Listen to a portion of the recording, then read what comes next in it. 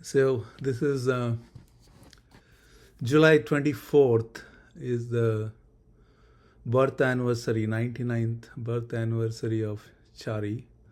He has a long name, Parthasarathi Rajagopala Chari. That's a typical South Indian name. And so his birth anniversary will be celebrating. So you probably you look out for live links from India, not India exactly. Now this time, Daji is traveling to Hong Kong, Vietnam, and China. So most likely the links will be coming from there. But it will be on YouTube, Daji Live. So I don't know if you guys ever got a chance to listen to his lectures. He's well read. Especially he's a great scholar in Christianity, and I got that inspiration from him, and I started reading. So I lived in. So he used to live in Chennai, just like now we have Kana Ashram. That time it was Chennai Ashram. The Kana Ashram was not there, and that ashram was coming up, and I happened to stay there for almost 6 years, and it was wonderful. And it's like the Chennai weather is like it's again like exactly like Florida weather, but it's even more humid. So you can take a cold water bath in the morning and come out, you'll be sweating almost instantly. That's how humid it is. Now if I wonder if and after Chariji's passed away, I only visited Chennai for once, and I kind of wondered myself, how did I live there for 6 years? But I don't know. It's something kept us there. And I had a chance to closely interact with him, talk to him, ask questions. And sometimes I'm like a short sleeper, so mostly I used to take the night watchman duty over there. And then usually he comes out like past midnight. He take a stroll around the ashram. It was almost like 25 acres place. It's a even if you take a stroll, long walk, it takes about half hour to kind of go around. So I used to walk with him in silence. That time he doesn't like to talk, and I don't have anything to talk to him, so we just walk in silence, and that silence was so good. And when once he likes to talk anyway, right? So we were sitting around him, and he would talk, and suddenly he would pause. He would look at the stars. He likes the astronomy. He can identify all the star constellations. And he would look up, and then he would look at some constellation, and there was a pause, silence, and somebody asks him something, and then he starts talking. So once I told him that more than your talk, the silence was very profound. And he laughed at me and said, only you recognized it. So it was nice, wonderful. So many, experiences with him, walking around, staying with him, going around, right? But, I was wondering, so we used to call him Master. Unlike Daji, now some people try to call Daji Master, but he doesn't like it. He likes to be called as Daji. Daji in Gujarati means uncle in his language. So in India, every state has its own language. So he's from Gujarat, and I think Shilpa sister, you are also from Gujarat, right? So yeah, he likes he. I couldn't find the mute button. Unmute. So he called himself Daji. And then somehow it just so happened that Chariji was called the master, and his master was called Babuji, and his master was called Lalaji. So Lalaji means it's basically a head clerk in the office, in the government office. That's what Lalaji means. And like, everyone knows it's a small village, right? One doctor, one clerk. So everyone calls the doctor as doctor, a postman as a postman, and a head clerk as a Lalaji. So that's how his name came into play. And then Babuji is like a junior clerk in a government office. He used to collect the documents in a district or in his village court.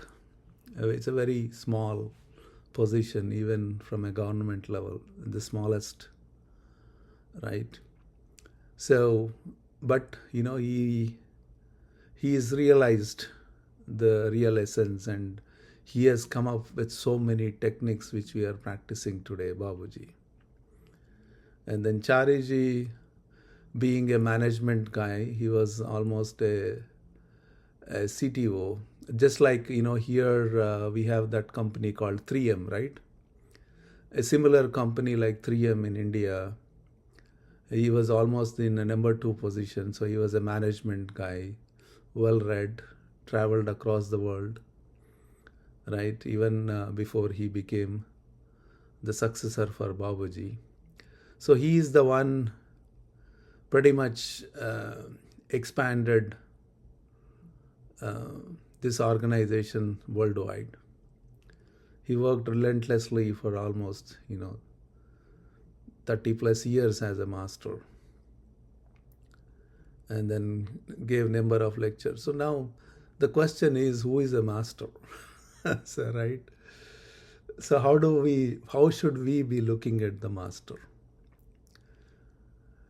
So here you can think of master as a principle. A master is a principle with the human understanding.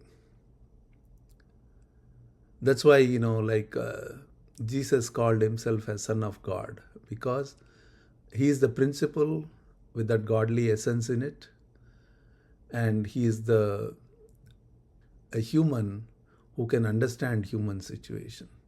Otherwise, if it is only godly principle is omniscient, omnipotent, and it is not time-bound, space-bound. You cannot call it as an existence, and you cannot call it as non-existence. It is above all the opposites. So even if I call it entity, it would be wrong, but just for the sake of discussion, if I call it loosely as an entity, that entity cannot understand suffering or happiness. That entity cannot understand sickness versus health. That entity cannot understand poverty versus rich. It cannot understand anything. It cannot even understand there is something called spiritual progress. Because for it, it's omniscient. It's in everything, in every situation. And because of it, we all exist. So it is that essence of all existence. That essence of all existence cannot understand existence.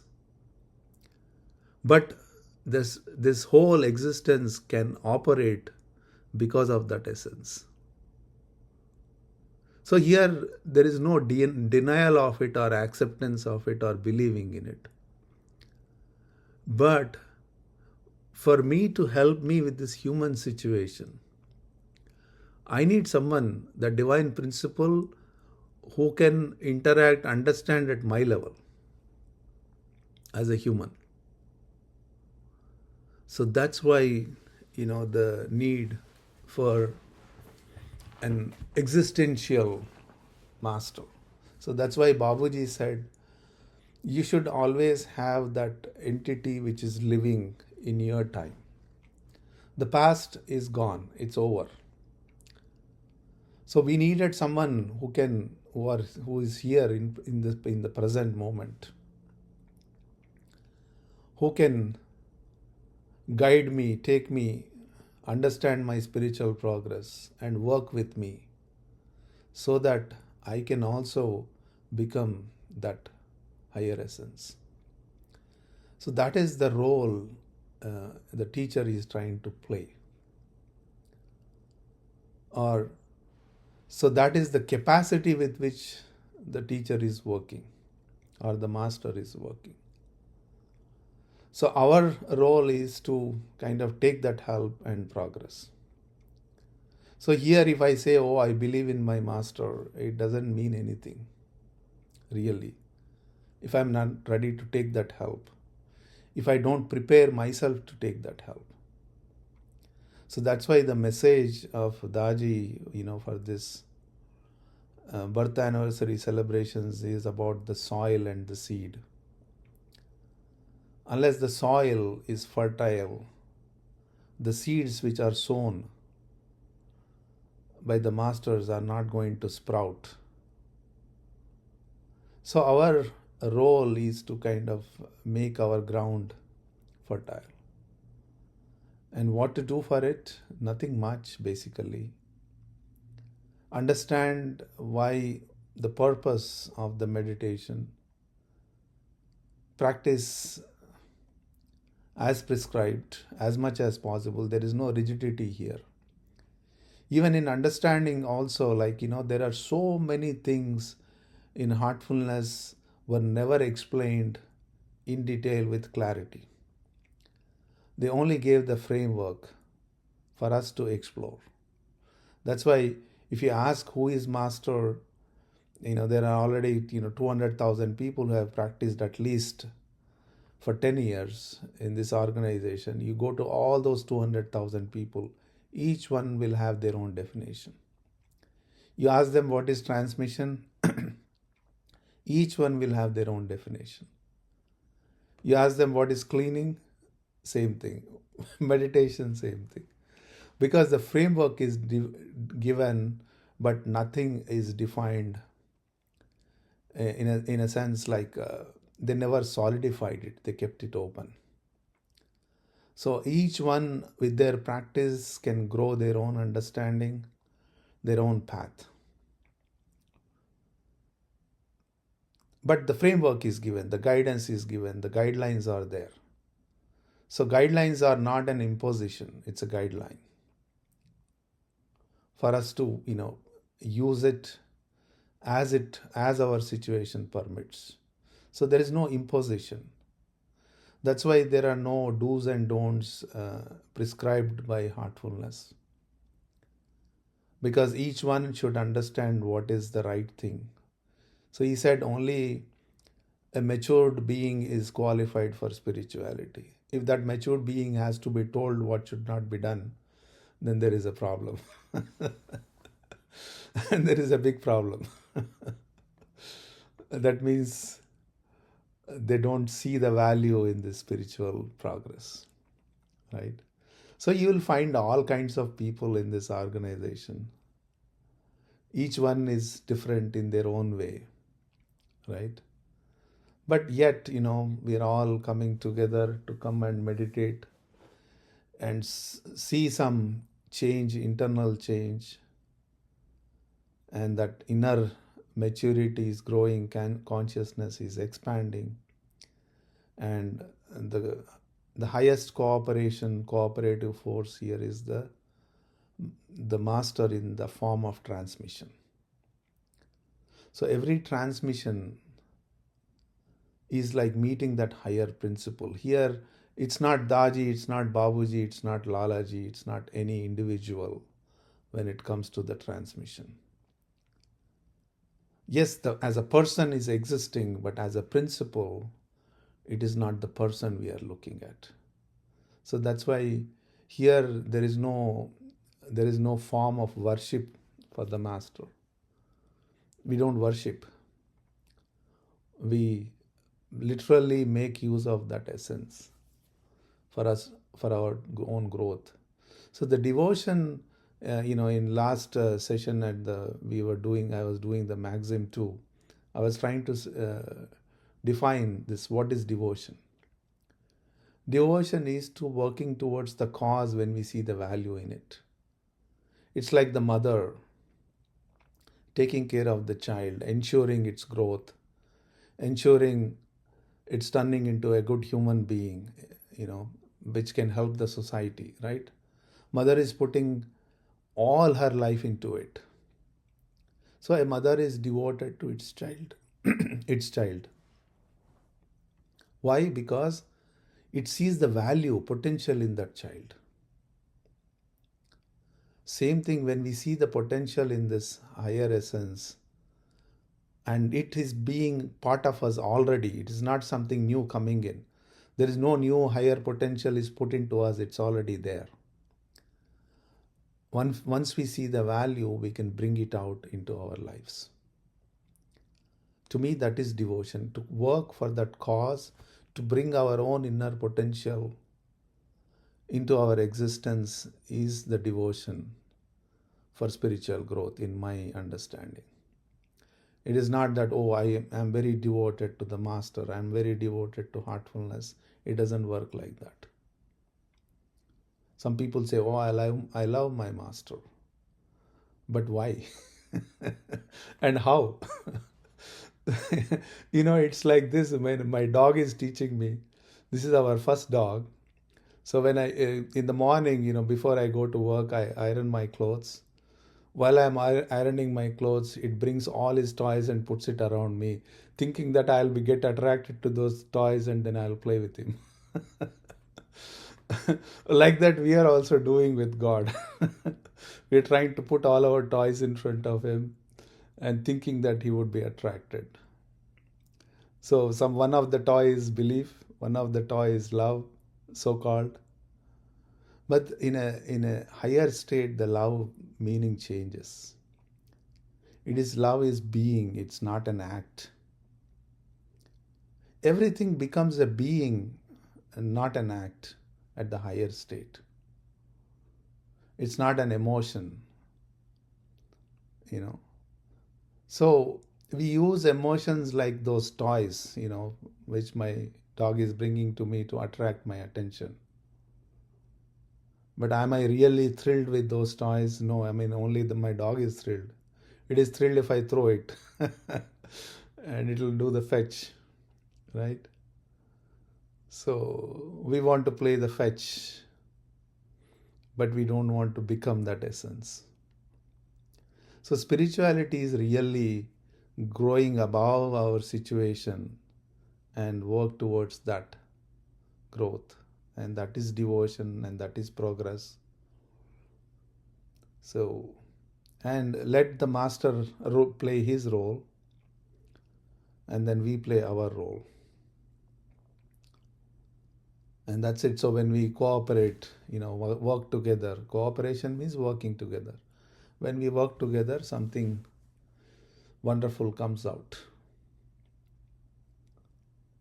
So that's all spiritual practice is about,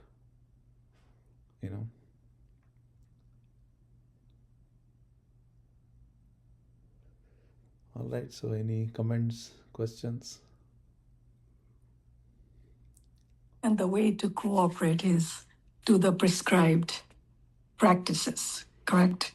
Right, but not in a very rigid way. I don't have to force myself. Natural.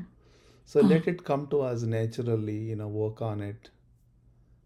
Right? So then we cherish what we are doing. Let it come naturally. Just allow it and it will come. Because the mind and the soul is always seeking that presence of the higher essence. It is never wanting to go away from it. But we don't know how to fulfill it, and we are trying to fulfill it through the external means. Once the inner means, once it is satisfied, then we don't have to look for any external means. Then it becomes very natural.